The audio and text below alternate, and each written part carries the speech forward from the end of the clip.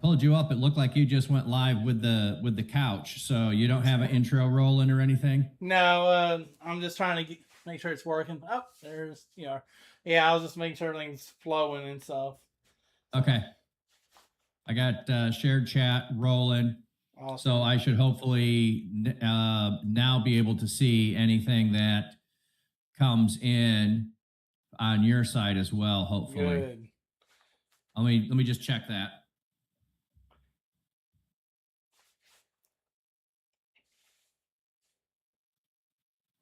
I know it's lagging just on my end because I'm at a hotel, of course. That's the given. But I do see the chat just because I got my phone up too, so. Do you see chat coming through? I do not. Let me check on that. Why is it not doing shared chat yet? So shared chat enabled.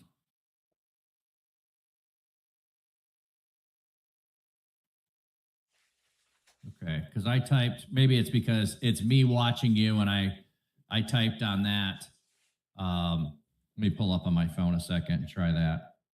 It's okay because I can still see Twitch chat on here. Oh, no. I just wanted to make sure I could see anybody chatting on your side is what I wanted to make sure. So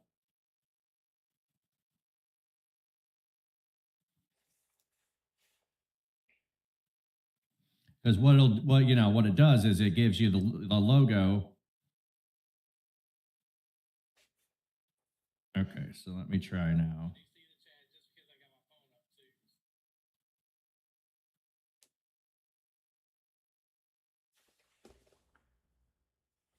I see a heart. Oh, there's Chris. You might want to change the quality to 720. But it's kind of hard to change that while you're live. Talking about it on my end. Yeah. But I'm also at the hotel, which is again, never best for streaming. I don't know why shared chat does not seem to be working. I'm going to end it and start over. All right.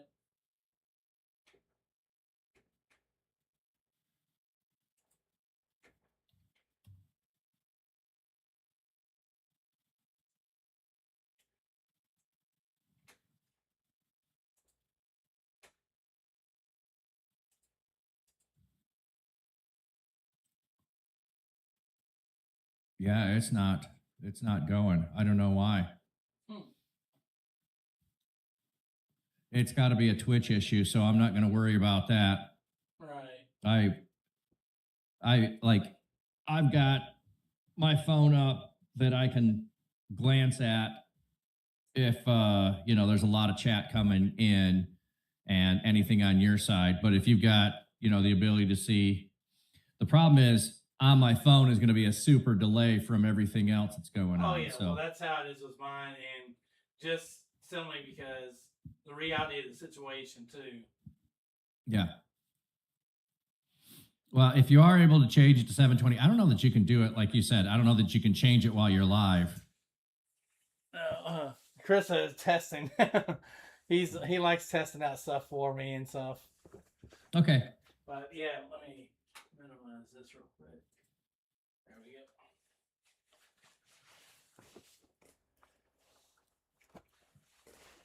But I have told several people about the Church Digital that's the best way to see the podcast. So it should be better than my own in a way. Yeah. Well, and partially too, there's whoever shows up, they might see you go live and they forgot it was going to be on the Church Digital. So we don't want to miss anybody that, is trying to watch. Right. Like Chris says, some hotels have bad Wi-Fi altogether. Oh, I know. Well, I usually bring an HDMI cable with me. I did bring that. But they don't always have access anymore. That some of them would just switch straight to Wi-Fi, and it's like, no, I want to plug in so I have good quality. Yep. Well, we have a wall adapter here to plug into the TV that's hanging on the wall. Well, the HDMI port's not working. So my next option was plugging into the big TV. Well, the remote works for both TVs, and there's no input for that TV to change it over. I've had all those experiences, man. All of those. All right. Well, if you're ready, I'll go ahead and switch my screen and welcome you in, and we'll get going. All right. Sounds good.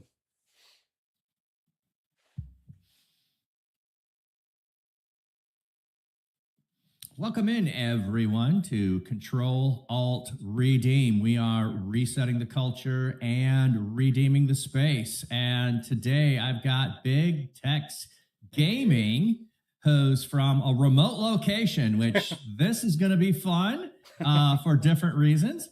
But I know how that is to be on the road and not have everything is spick and span as we like it. And if technical difficulties happen, we'll understand. So welcome in. Welcome, everyone. So why Big Tex Gaming? I mean, you got Texas on your hat. So, I mean, because I figure everybody's going to ask that. I don't always ask people their gaming names, but I figure with yours, it makes sense to just start with that. Well, that's who I am and where I grew up, actually. I have... even though I was born in California, I was raised in Texas my entire life, practically. And how that name came about is that, first of all, I want to prove that I want to be bigger and better than everyone out there. That Big Tex, there might be hundreds of Big Tex gaming. What I tell my audience is that you got to prove that you're the only one that they want to see. And so when I started Big Tex Gaming, I saw there was a lot out there. But I made the point to say, hey, who's the most entertaining, who's still streaming, and just I will be better than anybody that's out there. We can put it to a test. And the fact that we're going to have fun while we're doing this. But Big Tex Gaming came about mostly because I grew up in Texas, and I've been gaming my whole life. Yeah, and I think that's where a lot of streamers, especially in Twitch, end up getting started is because they're already gaming in some capacity, and they are a gamer. So how did you initially get connected to Twitch? And when you did, were you initially, I'm going to be a streamer? Actually, it goes back to ancient computer days and figuring out how to use two regular laptops plus an Xbox and do the streaming. And of course, Twitch was my go-to because that's where I started. That's the longest platform I've ever been a part of. So I use a regular laptop to be my streaming laptop. Again, it does not have the same hardware as your gaming laptops these days. And my other one was to watch myself. So I can see who, not necessarily watch me, but watch the viewers and stuff, who's coming in the chat. Because I literally had a desk the size of this ottoman here, so small, having two computers on there with an Xbox. And my very first game I played was Grand Theft Auto 5 and online. Out of all, and of course, me being a pastor, like, you play Grand Theft Auto 5? And believe it or not, that was a draw for a lot of people. And before the streaming took centerfold to different platforms. Yeah, well, it doesn't surprise me that, Pastor playing Grand Theft Auto 5, it might surprise a lot of other people, but I often tell people that, and I've said this on this podcast, like, hey, I was in a pastor group. There were 8 of us in the group, and 6 of us were Assassin's Creed players. So, pastors are just like anyone else. We have things that we're intrigued by, things that we find entertaining, things that we enjoy. It doesn't mean that we're playing the game the same way that everyone else is. We can still enjoy the game and not do everything in the game that, we might go, oh my goodness, why would you do that in a game? And then other side of it is we can just go, it's a game. Yeah. And I'm not trying to live my life this way. I'm just enjoying and playing within the parameters of a game. And I don't live outside of the gaming world anywhere near what the game is advocating for. And the neat thing is, it was a huge witnessing tool on top of it. By accident or default, however you want to call it, because I didn't do it intentionally to go out there to witness to everybody out there. I did it because I love the game. I love being who I am, and that what you see on TV is you get the real me. You don't get someone who's someone else in the real world and stuff. Yeah. Yeah, absolutely. Well, and I think that's one of the things that is really like that, especially itself, like you just said, you didn't go intentionally to go witness, you went to go play games and have fun. But when then people find out, hey, wait a minute, what do you mean you're a pastor and you're playing this? Now that opens up the door to conversations of coming in, having questions. So do you have any of those while you were doing Grand Theft Auto conversations that impacted people's life that you can tell us about? Oh man, I've had so many of them that, of course, I've been able to pray for people right then and there, which is a door in of itself in a game before the mod stuff came along, but in the game itself, and just how I've been living my life has impacted others want to live better or be better, and not just be someone that wants to just not live the Christian way. I don't. There's not a right title for that, but someone who's not living right. But I want to be that person to. I didn't go there to make change. I went there to just have fun, hang out, and let people see Christ through me. Yeah, and so was there a specific type of person that you ran into in Grand Theft Auto? Was it, lonely people? Was it, people that had, stuff going on in their life that was falling apart? Was it people that were, well, I mostly have everything together, but I'm really stressed because of whatever's going on? What were some of the different type of personalities and people that you ran into there? I ran into some crazy people, to say the least. I ran into hackers. I ran into, and that's a story in of itself. I ran into a lot of people just wanting the need to belong to somebody, whether it's a group like the online aspects introduces and stuff. And a lot of people don't realize that the people that go into these online chats, online worlds, they are probably going through depression. They're going through a loss. They're going through something, but they need to channel that, not anger, but channel that into an atmosphere where they can just release everything, their tensions that they're going through. Well, I wonder at times if there isn't this element of when I'm in the game, I have control. And in life, I don't always have control. In the game, the rules are the rules and you can't break the rules.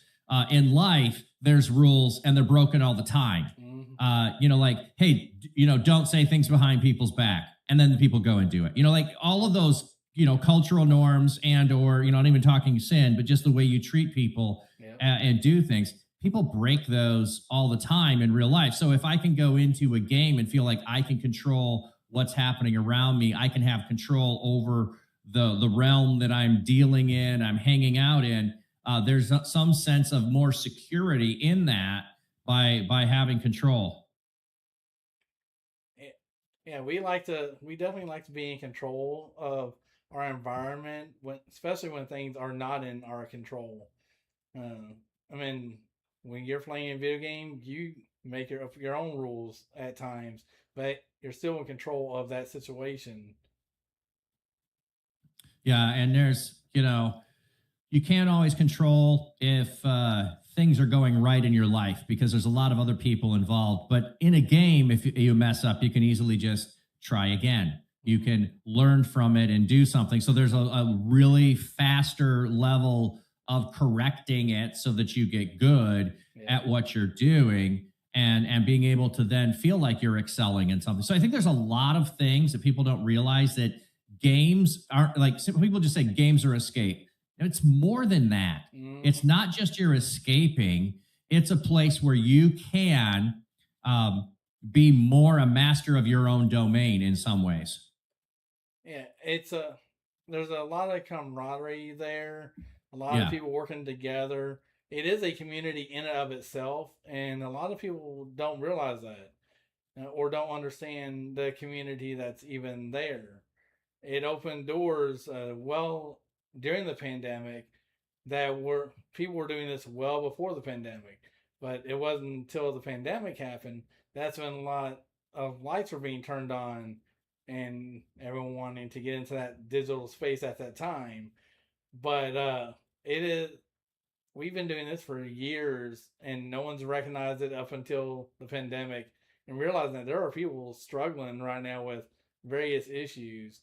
Uh, and your friend could over whoever is playing online, there's a lot of things that's going on that we don't recognize, we don't see every day, but they may tell a stranger online.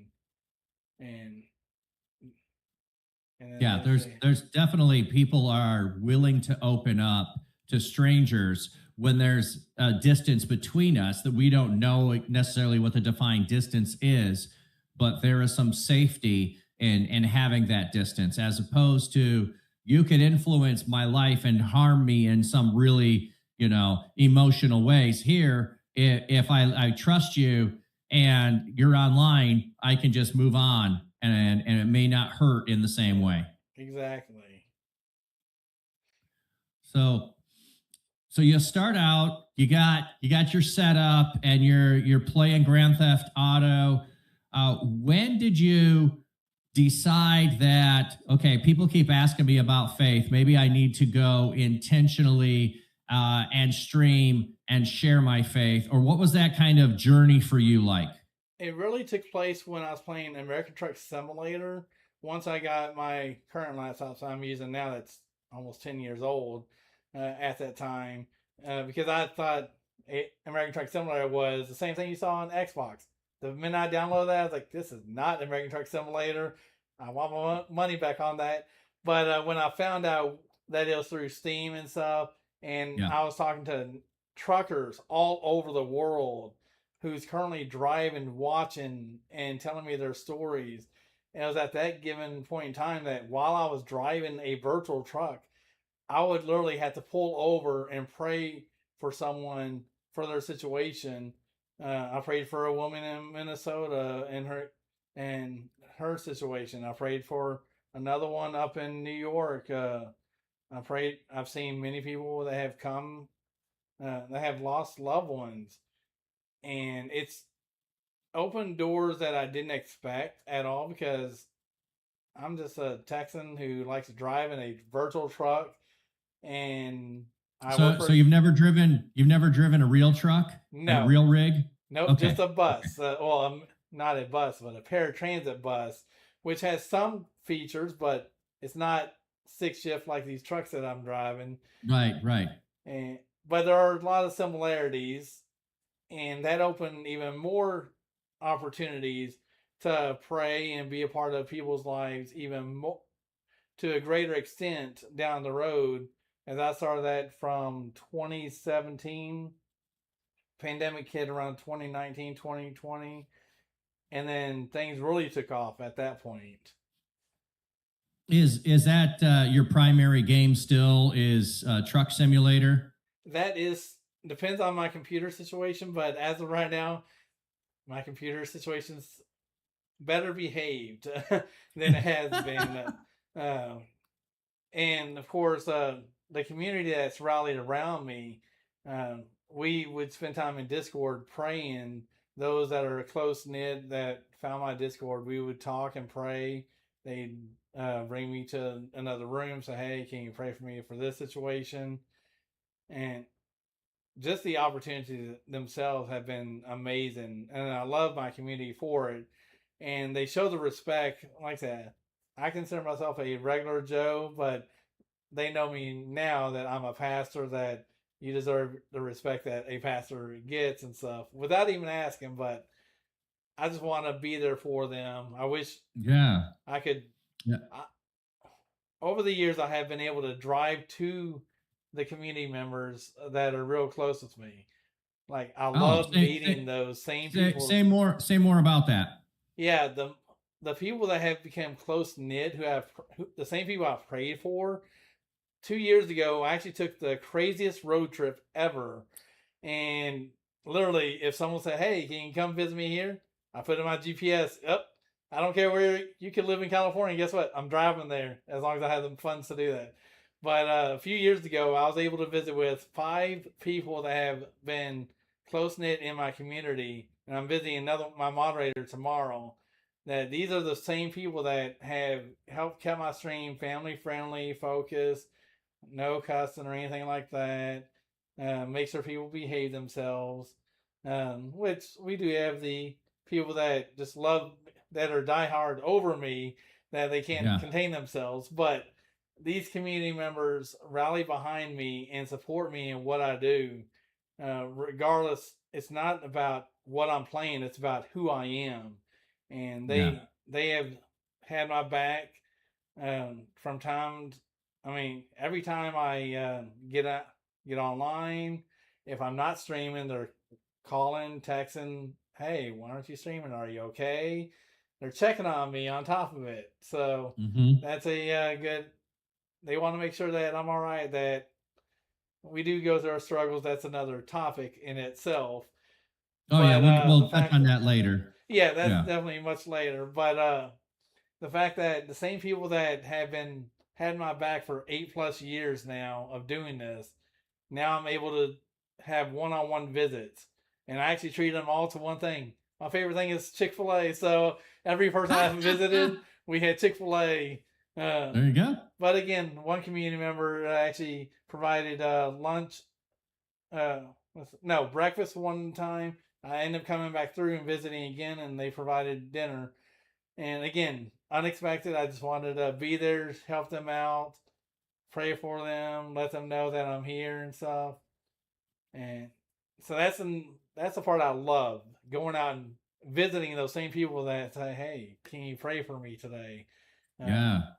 I love that. I mean, that's one of the things that I love, but it's one of the things that people don't understand, that you can start the relationship online, and then that relationship can take steps towards being physical. A lot of people just think a real relationship has to start with physical relationship first, in proximity to a person, in space that we can shake hands and eat together, and then we could develop it online or over the phone or long distance, however, because that's how people did it in the past. And it's like, no, people also started out with pen pals. They would write for a bride, and write back and forth, and they would meet that way and then send for the bride when they were ready, and the bride would come. I mean, this happens, all throughout the United States as it's being settled. First it's sending over to Europe and asking for brides. Later it's, you're out west, writing out east, asking for brides. And I know that's a weird kind of connection point to bring in, but it's wait a minute. You mean you start the relationship long distance and then you can have places where you gather? Now, maybe, I'll just share one that hasn't happened yet, but I'm really excited about. So I have a person that watches me who's in Finland. And I just found out that, I didn't know they were in the military. They're over there because of the military, and they're going to be moving back. And once they do, when their deployment ends, they're only an hour away from me. Look at that. Oh my goodness, this is going to be so cool. They're not the same. They're still Christian. They're Orthodox. I'm not. And we talk about that within our, back and forth about things. So it's like, what I would love to do is have you bring me to your church to worship with you. I'm looking forward to that. And it's like, that doesn't happen if I don't meet him online, because I'm not looking to go to an Orthodox church and hang out. Yeah, I'm curious, but I'm not going to knock on the doors and walk in. I have to meet somebody and know them first. And I don't run in circles where I run into those people. So I love that you're doing that, and you're going around and visiting those people and being able to connect. It's one of the things that I love whenever I go to conferences. I tell people, hey, I'm here in this location. I even will put, I'm doing a layover in Atlanta. So if anybody's at the airport in Atlanta, you can stop in and see me, which is really funny because the last time I was in Atlanta, my neighbor that is 2 houses down was in Atlanta, and we crossed each other in the underground, going from terminal to terminal. It was like we waved at each other.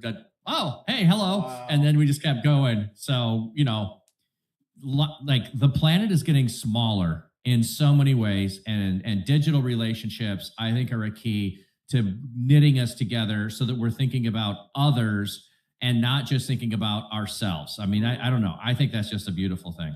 Yeah, well, I've had so many impact on families that I had a family in Newport News, large family. Of course, they started following me when they lived in Louisiana, but then they moved to Newport News. And so when an opportunity came to go visit them, which he's a fellow pastor as well, and I was able to bring them online, teach them all my tricks of the trade, basically bringing my mini office and set it up on a cardboard box pretty much, and with a little whatever I got tripod for a camera, and we did a little flying simulator and stuff. Oh, okay. And so that's just one aspect. Then another is I've had several people who were on their, unfortunately, deathbeds, but these are people that I knew before my streaming career even took place and stuff. But the one conversation he had with his wife is like, I don't know what is up with Corey. Always running, driving his truck off the cliff or hitting a guardrail. Can he not drive straight? So this is your pastor, making the comment, or his wife. What about all the truckers? What do they say when you can't drive straight? One trucker who I also became good friends with, my original wheel was an Xbox 360 racing wheel, which basically had a gas and a brake. Well, those were actually reversed. The brake was the gas, and then the accelerator was the brake. And this big old thing took up the majority of the desk. So my driving was so bad that he literally sent me his Xbox 360, Logitech G920 racing wheel and setup so I could actually drive in a straight line. Oh my goodness. And then he came to my house, and we had dinner, and he also showed me more about the setup, and since then that's all I use now. After I broke that one. Yeah.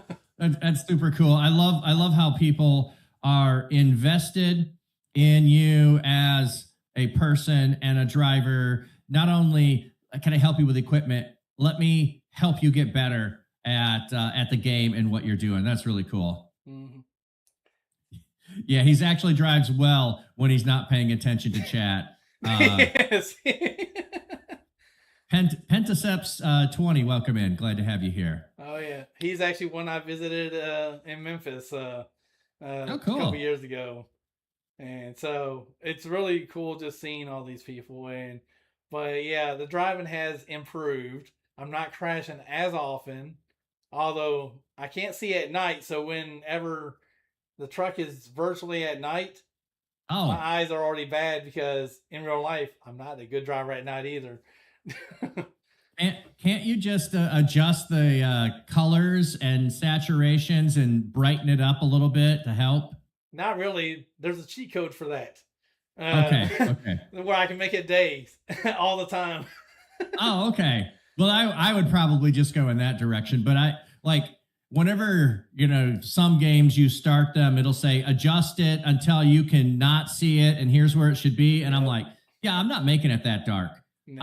I don't want it that dark. I need everything as bright as you'll let me. So like, oh, you mean I can make it brighter? Let me start with that. Because, when you get into the nighttime or you get into caves and other spots, it's like, no, I want to be able to see. I don't need a black screen. And, you tell me there's a black bear on the black screen and I can't see it, Well, one thing as a content creator too, is that if you're driving at night, it's one thing in real life you're driving at night, but if you're driving at night, your audience can't see it either because it's so dark, and you want them to experience the stuff that you're going to do eventually versus that's why I tell them I gotta pull over, make it daytime, because y'all ain't gonna see anything, and I ain't gonna see anything, and we're all gonna be driving like a blind bat or something. Oh yeah, yeah. That's a good thought too. Is that you do definitely want it to be viewer friendly from the standpoint of enjoyable. Of I can see what's going on and I know what's going on. So yeah, that's a good point too. So not only just to make it easier for yourself, but also more enjoyable for everybody that's there. Yeah, and through the streaming journey, it has launched several ideas. I've launched a cooking show that everyone's always asking about. When are you going to do your next cooking show? I haven't done one in like 4 or 5 years, showcasing my cooking talents. I've did a podcast, especially during the NFL draft. Again, work is busy, life is busy, so that's been on hold too. I've, of course, taught others how to do what I'm doing on the side because I want them to do well. And let's see. Oh, I launched Liberty Church Online through my gaming community, which is amazing by itself. And yeah, tell us about Liberty Church Online. When did that get started? Well, Liberty Church Online started in 2022. I was actually at a prayer retreat, and a district superintendent asked me, the main question was, what would Liberty Church Online look like from a viewer standpoint? Obviously, you don't have the same interactions you would as a normal church, but I did portray it as much as possible with the use of, back then you had green screens and you really don't need them no more because they've changed the aspect of how you can put an image online and stuff. So I literally put myself on a stage that with someone playing the piano and someone playing their instruments, I virtually put them in kind of like a hologram, and they would be playing music. I control all that through my computer and stuff. No one would really know how it would happen. And when they were done, they'd phase out, fade away and stuff. And when I came up, I had a virtual pulpit, but I had a music stand behind that pulpit, so you couldn't really tell what I was actually using at the time. So kind of using that perception and reality, trying to make it as real as possible. At the same time, given that, hey, you're in a big church, although it's in a bedroom the size of an 8x10 pretty much. But the picture or the reality that you see is much bigger. Eventually, I did away with the green screen, got a nice pulpit, and I say, you know what? You're going to see the room for what it is. It's not messy. It's just sometimes confined. But either way, I plan on making it so it stands out. And every week, I'm not sure what I'd be speaking on, but the Lord gave me the words of knowledge or scripture to speak. And so we had a period, of course, I was still working for the church during that time frame when I was getting it started. And between working for a church, trying to start this, my regular job, all that became overwhelming at times. And of course, I had to take some breaks because I needed a break altogether just to breathe and rest, and so I'm not overwhelmed. Yeah. So how do you manage that if you are the one that is beginning and leading an online church? You are a streamer on the side as well, and then you take a break because it's you. Now, I understand how you can do this in Discord, so let's leave Discord aside and where others can be stepping in. But as a content creator and as a worship leader, pastor, like, how do you take a break and not lose community and lose momentum? And I'm not saying you don't need the break. I'm saying I agree you do. But how do you not lose what you're building? Well, because I've built a community from the Big Tex gaming community, a lot of them have came over and supported me in my journey. It didn't matter what it was. And as I test new platforms along the way, new people are slowly finding out who I am. I mean, just last week alone, I took a week off due to whatever I was doing. I took a week off, and I came back and went live. I had one of my highest views on TikTok in a long time. I was like, I know it was Mother's Day. That might have been the effect of it, but I was very happy. And that was just one platform. The others had the same effect. It was very high. I was like, oh my gosh. A lot of it's your community driven, how your community's intact. Some build communities, they all disappear because that person doesn't stream ever. I built a community that is so strong and so supportive that they're going to have my back. They're going to check on me. They're going to make sure I'm all right as well. And when I do go live, they totally understand that. And I've mentioned that on screens or on the stream several times. That and they just they know there's a time to take a break. And when you're ready, come back. Guess what? We'll still be here to support you and stuff. That is really good, because in a lot of ways, what the gaming culture and the content creator culture tells you is you just have to grind, and you have to keep working, and you have to keep striving. And if you take a break, somebody else is going to take your spot. People are going to migrate to the next person. So by actually building relationships in the space, people are now looking, a different way of, oh, great, you're going to have a break. Great. Go do whatever you're going to do, whatever that needs to be. And then we're here for you when you come back. And if it's longer than expected, they're checking on you. I love that aspect of them and what you're developing and building there. And there's not a lot of communities that do something like that. I mean, it's very unique, especially in the online world where people come and go and people just want the attention more than the community. And when I first started, I was like, yeah, the full time aspect would be great, but I wasn't doing it for a full time aspect. I was doing it because I had a sense of belonging, and the fact that I got to know people on a personal level. That, and of course, age appropriate, because we know the online aspect has many different aspects to it. But the people that I chat with on a consistent basis, they've been, I'm not saying been around, but they've been here a lot longer than I have. And if they're, so they understand the struggles that can happen, and which is why they always tell me, if you need to take a break, take a break. We'll always be here for you. Yeah. Well, mentioning they understand the struggles, what have been some of those struggles that you have faced? You talked about being a full-time employment, working at a church, being a streamer, starting the lamp fell. Starting an online church. We knew there'd be some tech issues, so yeah. We're all good. Yeah. So what have been some of the struggles that you faced and had to overcome? Well, to tell you the truth, I haven't overcome them all. I'm still going through the emotions, the battles. Depression is probably the biggest one, which I didn't expect that I'd be going through, just because it's, whenever you're starting something new, it's very hard to maintain it while doing your normal job. I mean, at times I'm wondering, how did people do it back then when they somehow made a business while being at their current employment and stuff. Yeah. And then loneliness, of course, during back when I was just applying all over the place. I mean, it didn't matter what job. Getting all these rejections and stuff, that I was like, am I not good enough?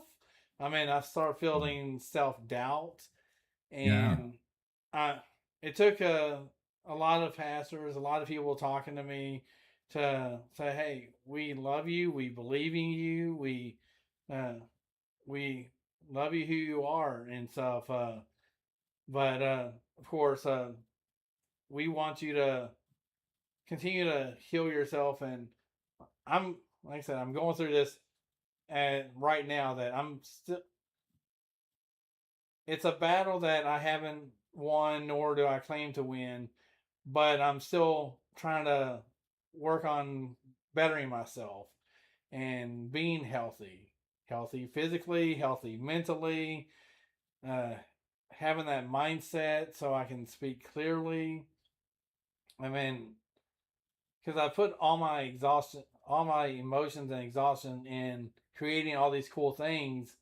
Of course, having stability behind those, it can be very difficult at times too, which is why I've was willing to stop the cooking channel for a long time, even though I'm constantly asked online and offline, when are you going to do your cooking channel?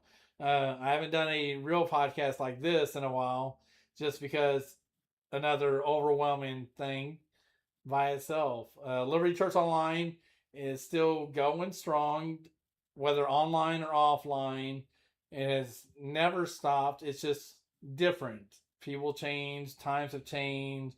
So we learn to evolve and adapt differently to the circumstances. I'd love for you to expand that more. What have you learned, and how have you adapted and modified so it meets the needs of people where they are? All right. Well, adapting, I've been able to take Discord was not a thing for me when I first started. And that's a great thing to do offline whenever you have maybe a core group there. And I might have 10 people in there. We've been able to, uh, even though Liberty Church Online may not meet all the time like I try due to work schedules, but we will take it to Discord and we started Bible studies where we can just talk the truth. All right, here's what we're going to do. We can pray for each other and stuff. And those are some of the key things that I was able to adapt and just continue on. And I tell people all the time that we're in an evolving atmosphere that we don't know what the end result's going to be with any platform. And I've been a part of many, right. Actually one platform recently, no, two platforms, and they both shut down unexpectedly. One of them actually wanted me to be their brand sponsor, but they literally shut down altogether.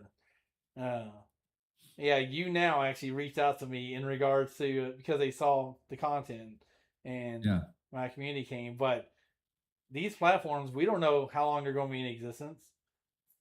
Facebook, Twitch, TikTok. I mean, the algorithm changes constantly, and trying to keep up with it.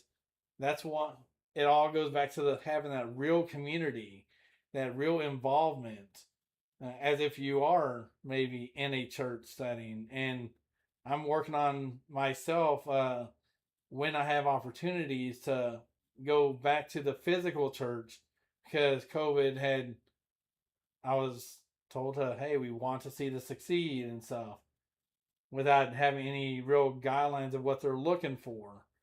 And so I'm slowly making my way back to the church when I'm able to.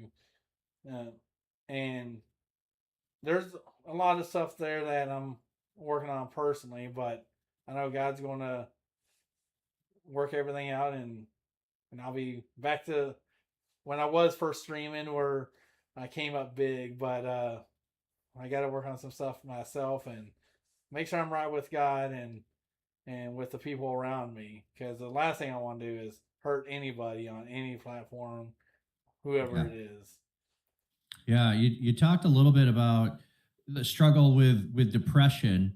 How have you created, or maybe you haven't, or and you're still working on it, but how have you created a support network around you to be able to share some of those things that are really going on, and also to be transparent with your community that you're struggling?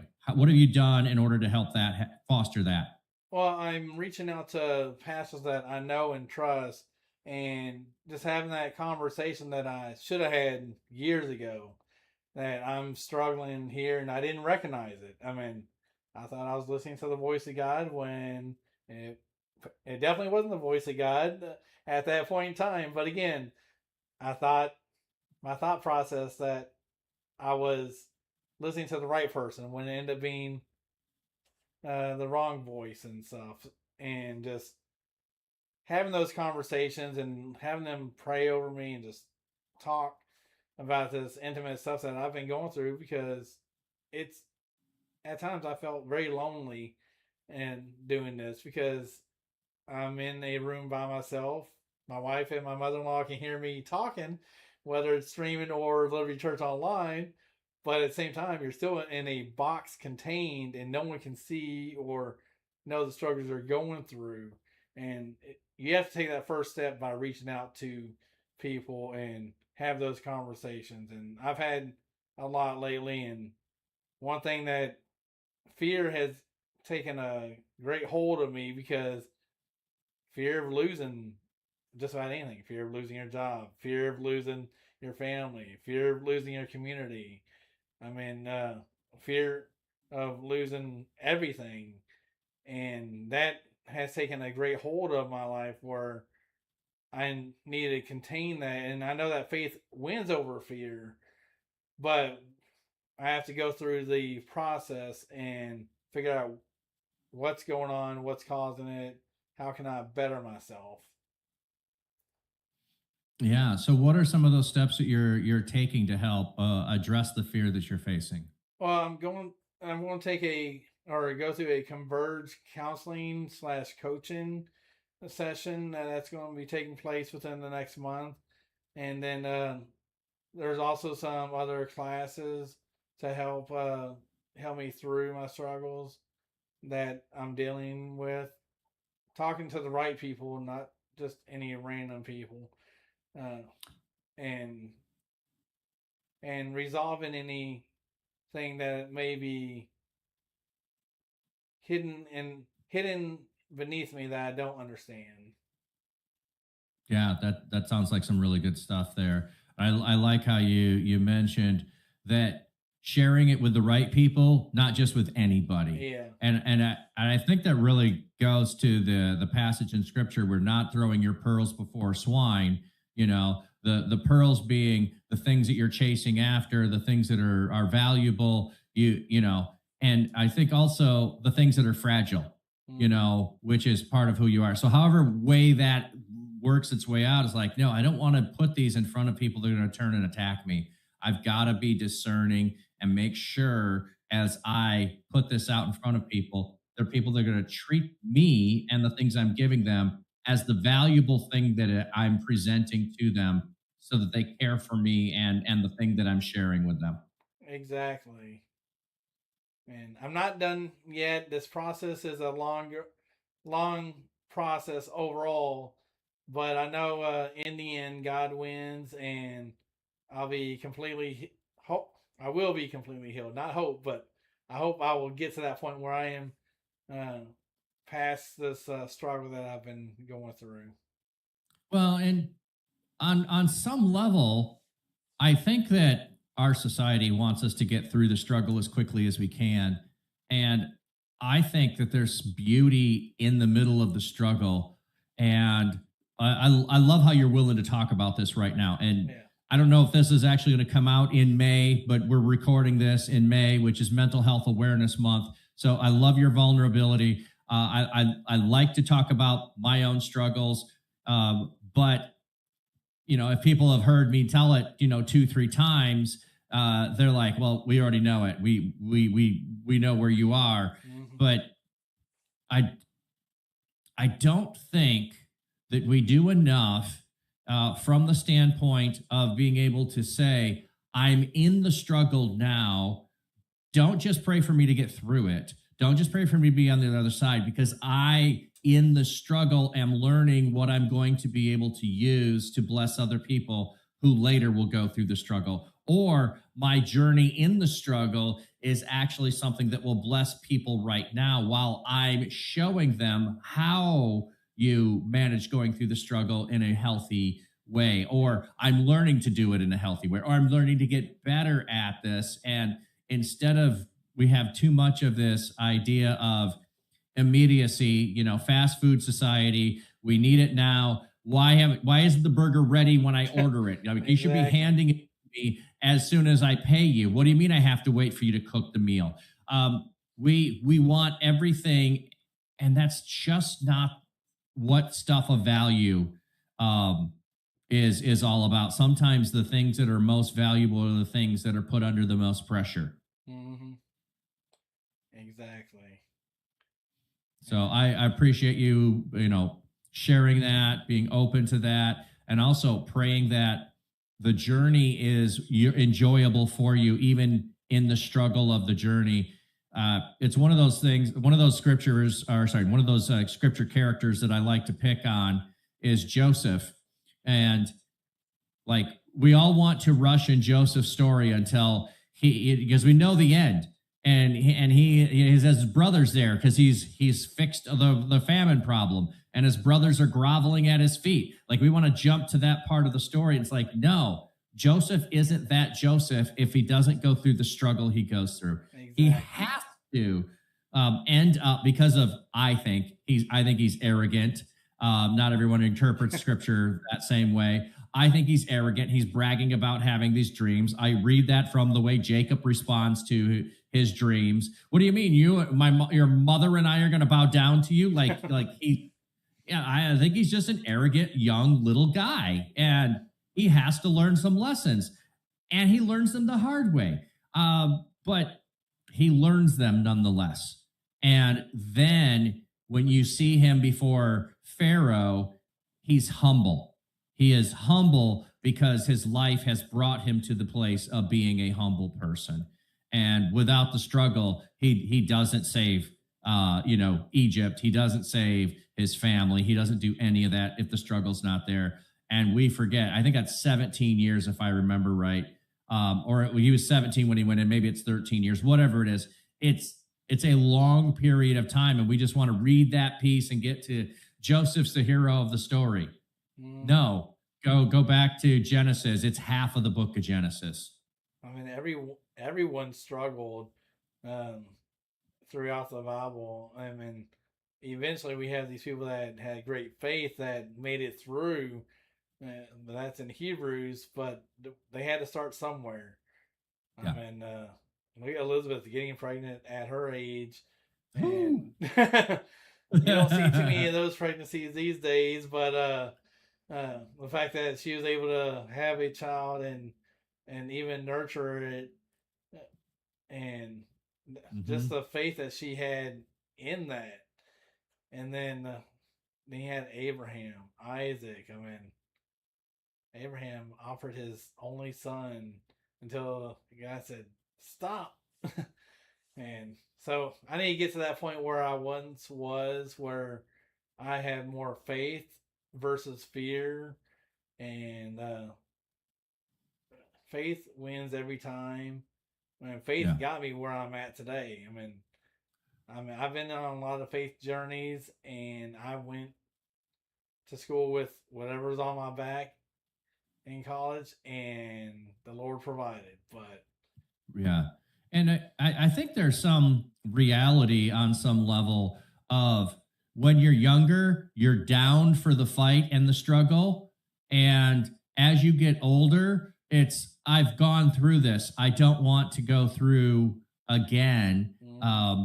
Like, God, can't we just speed this up a little bit? God, can't we have a little bit more assurance in this? I want a little bit more of that.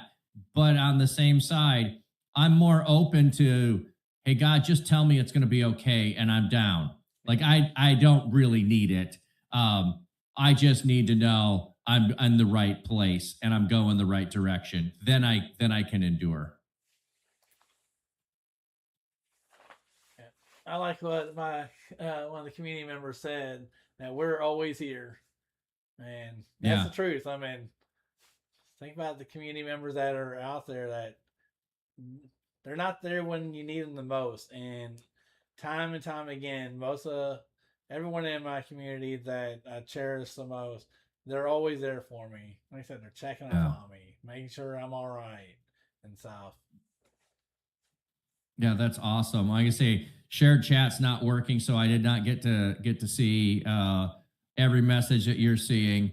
I don't know why it's not working. I'm going to assume it's a Twitch problem, but I'll try again and see if it'll work. So we've covered some of the struggles. What have been some unexpected blessings that you've experienced as being a Twitch streamer and starting a digital church? Oh my goodness. the support from the district level, even down to the local church level, people I I admire the most have had my back um, from the very beginning. Even though I'm like, "Where's everybody at?" They still are here, and I didn't think anyone was still here, but the fact that hearing from a lot of pastors that I've known for so many years that they still care about me, they believe in me, they the vision for Liberty Church Online. It's a lot different just because it's not on the platforms that you may think we're on. Liberty Church Online is actually on different platforms versus my normal platforms for streaming and stuff.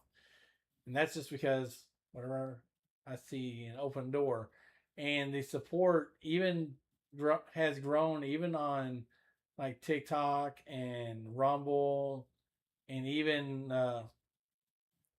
well, of course, Facebook has always been there, but the fact that the community members, I mean, I give them praise for just being who they are. I mean, we are transparent in our community that we know that we're all struggling with something here, and we'll help each other get ourselves out.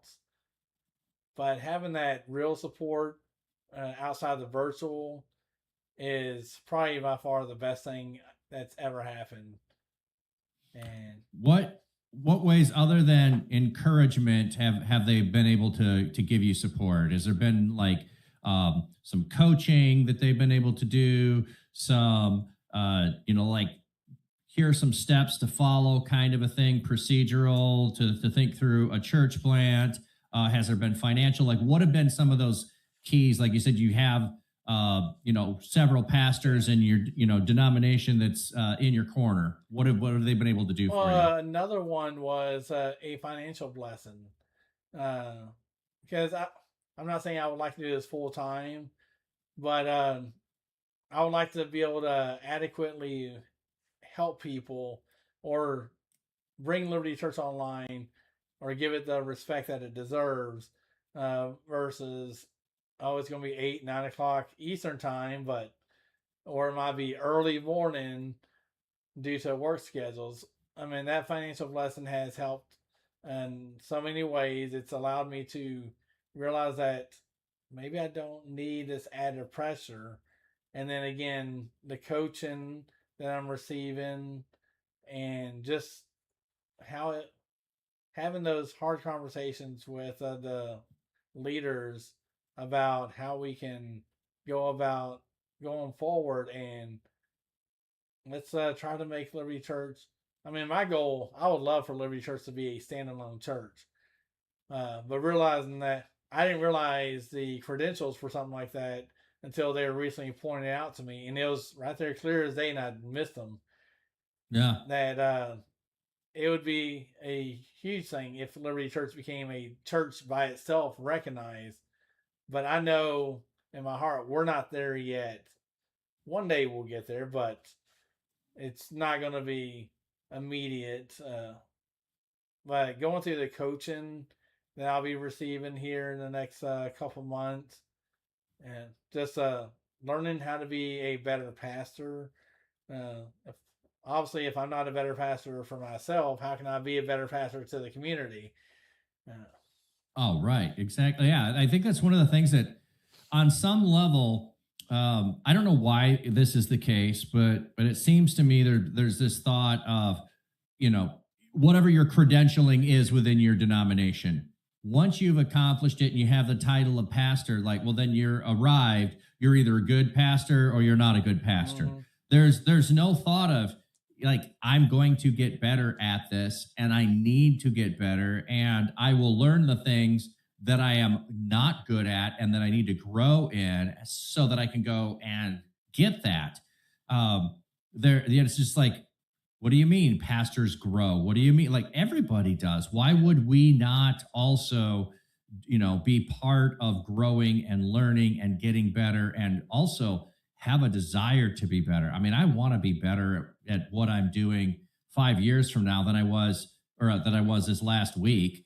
because this last week wasn't great for me in a lot of ways. I definitely want to be better in 5 years than this week. Yeah, and one thing that I've always stressed, even in my normal job, is I always want to continue to learn. Give me opportunities to continue to grow and be better, whether it's at my current position or whether it's for a future position in the company. And so that I've always thrived to want to learn more, but I just need opportunities and access to those opportunities to improve myself. Yeah. Uh, you said there were many different ways in which you've experienced blessing. What are some others that you've experienced more from your community, or that you've witnessed somebody in your community be able to have a blessing? That is a very good question. Trying to think here. I've been on the road so much that now I got. Well, one thing my community has done for each other, matter of fact, is learn to support each other and help each other out. Not necessarily giving each other Steam games or anything, but they've made the commitment to say, you know what, this person lives about an hour or so away. Let's go spend a weekend with them and stuff. And so they've done that, and which is really cool. And the fact that they're spending time outside. I came home one day and find out that, yeah, we've been out hanging out together. We're within an hour's drive or so. And I was like, that is really cool. I love seeing how the community, even though when I'm not streaming and stuff, that they're right there. They're going after it and hanging out with fellow community members and stuff. Well, yeah, that kind of brings us a little bit full circle. You were talking about how you love doing that, and probably partially sharing that you're doing it and people knowing it has fostered that within the community of, here's something we do when we have an opportunity to go and meet other people and to go and hang out. We go and we do that because we need the fellowship of the body, and gathering together in person expands what, our ability to do things. So that's really cool. And they're all very actively involved in Liberty Church Online. They come into not only Discord to listen, but they also go into the channels to be active, involved in it as well. And so it's really cool. I wish all the members lived so close together, but Liberty Church Online nor Big Tex Gaming has never been our motto or our mission statement has always been Acts 1:8, be the church wherever you are. And that is what we stand by, that obviously we are not in a building. We're not contained to a building. We are virtually, but yet we are within distance from one another, that we can still be the church in our own communities as well. Yeah, absolutely. That being wherever you are is just a great way to go about things. And those that don't know, that's where you'll receive power when the Holy Spirit comes, and you'll be my witnesses in Jerusalem, Judea, Samaria, and to the ends of the earth.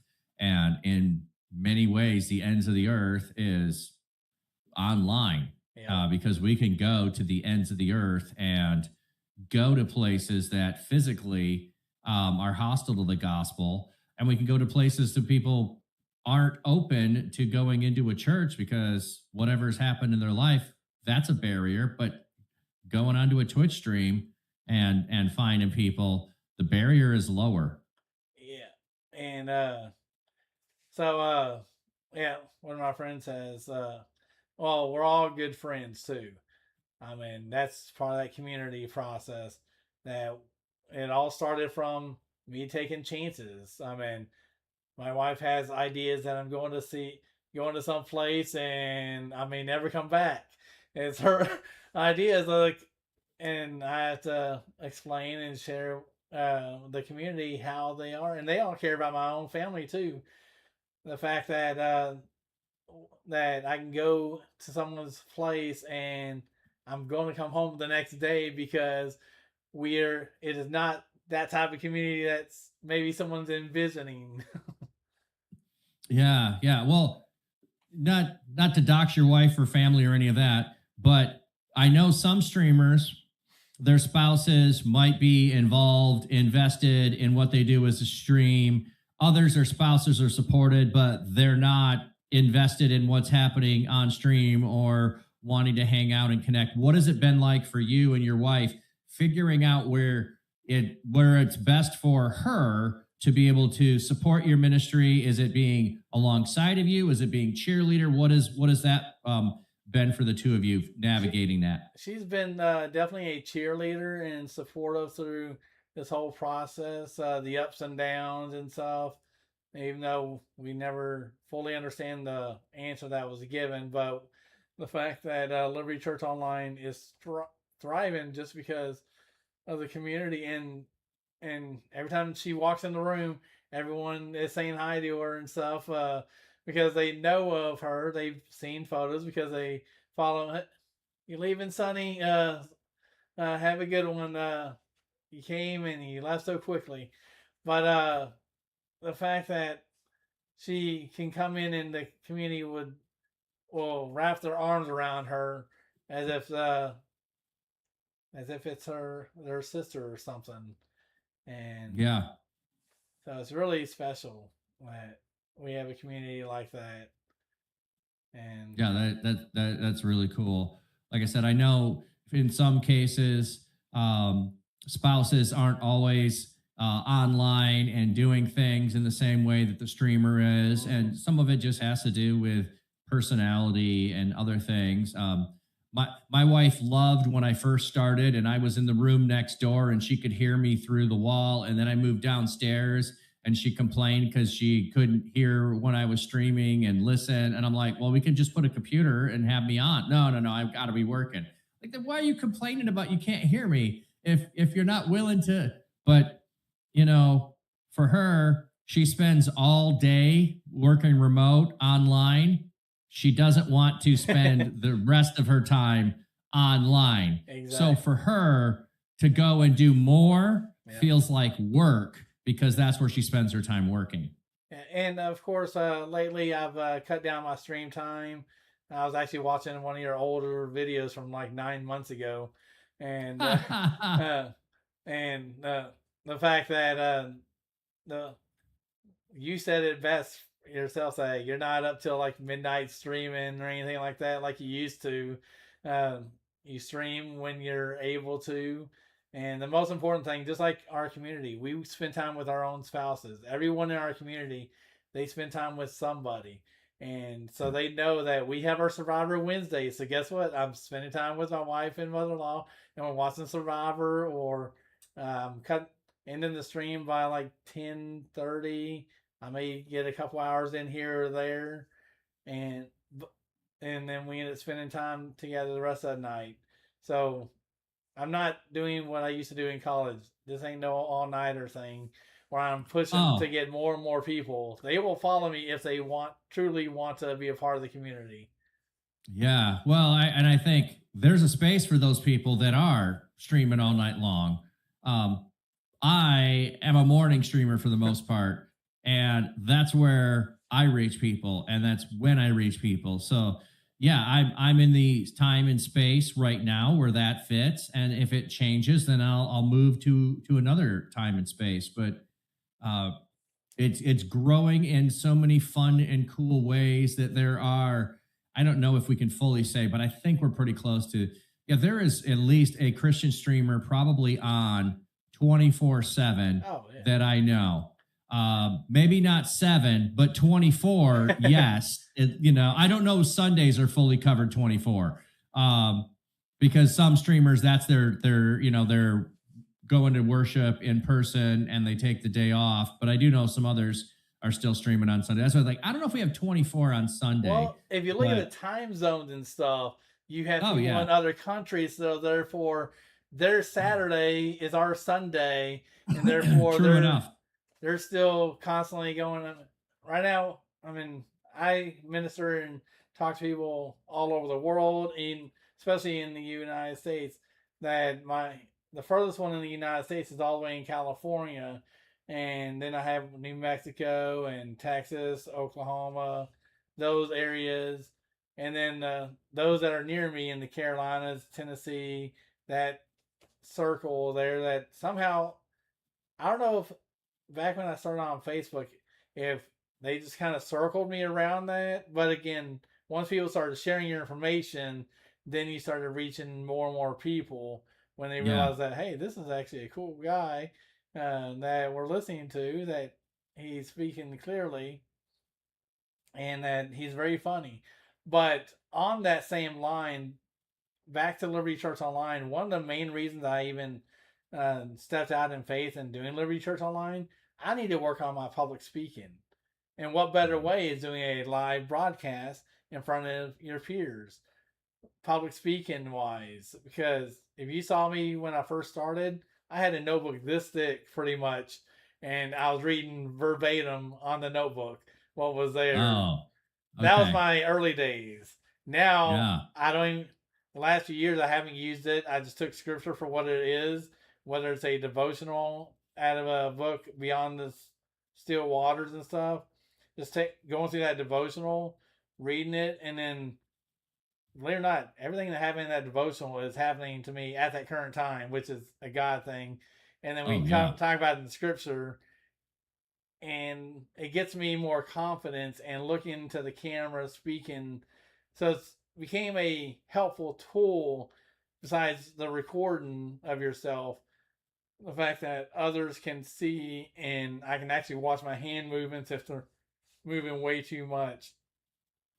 Yeah, that's a really fascinating thing about being, as I cross my arms and do this is I can see in real time when I'm doing things and making gestures and how people are seeing me and receiving that, versus being in the pulpit. You're not watching yourself. You're not seeing that. You might be watching people's reactions, but when they react in a weird way, you don't know what you did. Mm-hmm. And you can't see what you did or what's happening behind you or below you or whatever else. That's like, something is off, but I don't know what it is. I don't have a mirror. I'm not on the camera in the back and being able to see myself. Now, certainly if I was at a big giant church, you'd have multiple screens and maybe that would work. But normally if anything's on the back, it's my sermon passage that I'm reading, and that's it, and nothing more. So yeah, having we're both able to look right now at each other, and we're able to look at our own screens and see what we're doing. Yeah. One question from one of my viewers, I don't know if you could see it, but he's like, yeah, Sonny Cav, I've known him for years. He's asked if I was religious, and I'm a pastor. I've grown up in the church. You can call it religious, you can call it whatever you want, but I'm just someone who just serves God in different capacities. And some people will take religious and they'll come up with twist it in their own little terminology. But religious can mean different things to different people. And so, one, you could be a Bible thumper, which I've known a couple of those that only scroll through the Bible, but there's no real life content. And so the fact that I could be a Bible thumper, but I'm not going to tell you all these scriptures that are probably irrelevant to your situation when you want real life results or you want to know what's going on. But as someone who prays to God, who worships God, if you consider those things religious, that's one thing. Going to a religious church, religious setting, be it virtual or even in real life, that people may call those things religious, but it's just a form of worship that we honor God and how we honor God. Even though my title is a pastor itself, all right. He says he prays. Awesome, Sonny Cab. I'm glad that you pray. Praying is the most helpful tool for anybody, myself included, because prayer. Well, and the thing I like, I would say the thing I like to point out is that Paul requests prayers from the people he's writing his letters to constantly. He is asking the church to pray for him. So, Sonny Cab saying he'll pray for you, Tex. I'm like, fantastic. Absolutely. Pastors need prayer. Yes. Because we are trying to lead, guide, and help others. And while we're trying to do that for ourselves and our families. And so, yeah, we absolutely need prayer in everything that we are doing. Definitely. Wow, what a night. Yeah.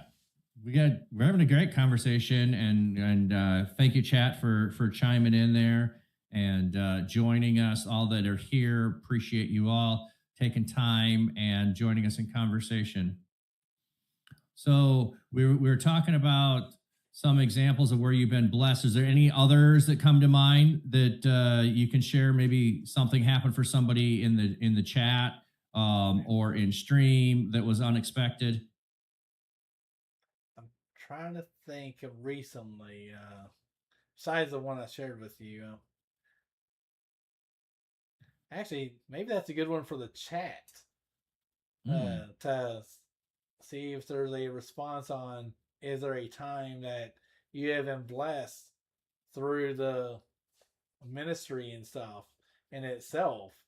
I mean, you may not be able to answer that question right now, but have you been blessed, and how have you been blessed in a way with me being a pastor or Liberty Church Online? How have I influenced you, chat, to help others, or did I help you in any sort of way? Twist it around just a little bit. Yeah, that's a great question. Let's see if anyone has answers. Whether it's on Church Digital or Big Tex Gaming. Oh, yeah. If it's on Big Tex Gaming, of course, it's just me talking and it might be a little blurry. So definitely, if you have any questions, thoughts, or comments, Church Digital would be the best place so you can see everything clearly. But I'm just blessed to know each and every one of you here that has came into my life. I mean, we might not speak all the time, but those that have come in from time to time, you have been my rock. You've been there for me. And the biggest thing is how they help each other in the community. Yeah. Yeah. And you talked about that, which is really cool. I just thought if there was another example, great. I like how you turned it back on chat. Maybe they'll give us something unexpected. We'll wait and see if that comes in and then read that. But I'm also thinking about, I think you and I got connected with Nerd Culture Ministry Collective or Nerd Culture Ministry Summit.